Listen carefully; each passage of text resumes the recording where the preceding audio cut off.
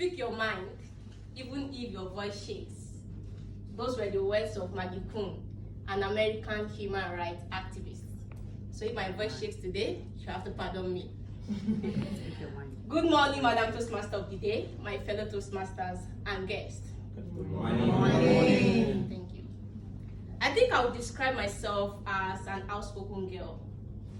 I was that girl in primary school that would write the name of noisemakers and put her name as the first on the list. And then I remember when I was in primary school as well, anytime there was children's service program in church, I used to be the children's pastor, preaching in my dulcet voice. And then in GSS2, I participated in my first debate competition. And I can say that I did well. That was when I realized something. I have a voice, and I could use that voice, and I tried to use the voice. But then I also realized that there were scenarios, circumstances, even people that tried to challenge, condemn, and criticize that voice. The one I can never forget happened in GSS2. My class teacher then, he wrote in my report card, "She is a bookworm, but talkative." The bookworm, I think I like it. The talkative, oh God. And you know what? I had to hide that report card from my parents. You may be wondering why. My father, he was a secondary school teacher. My mom, a primary school teacher. So imagine that kind of report card, taking it home.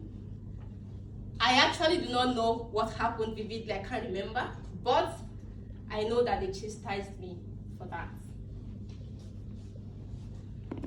And then in SS2, something else happened that could have shut that voice for life.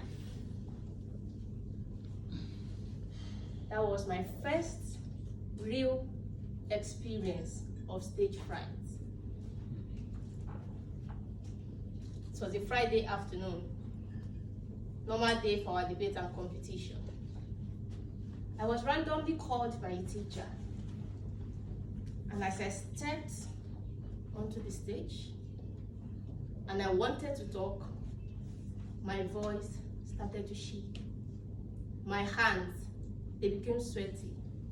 And all I did that day was to look up to my Lord and personal Savior,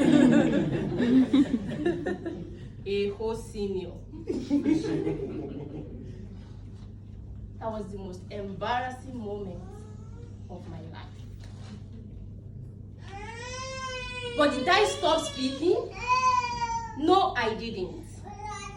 And how I continued speaking, I don't know. But then I continued using that voice. Even when I got to the university, I met myself in the debating club, represented my department, faculty, so at one time, my university as well. And even when I got to NYC camp, I represented my platform. And then career came, and teaching found me. Yes, but I embraced it. And that was when I remember that voice that they wanted to shut down, that is now the most important skill that I needed to thrive in that career. And so I did teaching with so much passion. So much that in 2023, I decided I could reach a wider audience. And so I started showing up online, sharing English tips, English grammar. I got 1 or 2 likes from family and friends,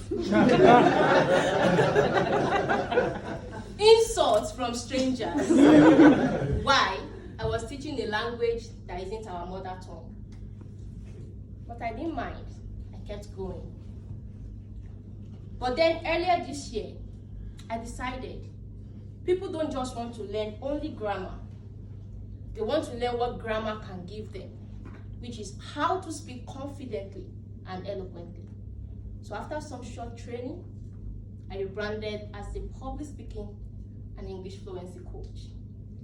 And in the middle of this year, I thought I need to improve myself more as a public speaker and also a public speaking trainer. And so I asked my executive assistant, ChatGPT, what course or what training can I do to make me better? It gave me so many options, but one caught my attention: Toastmasters International, specifically Eagle Toastmasters.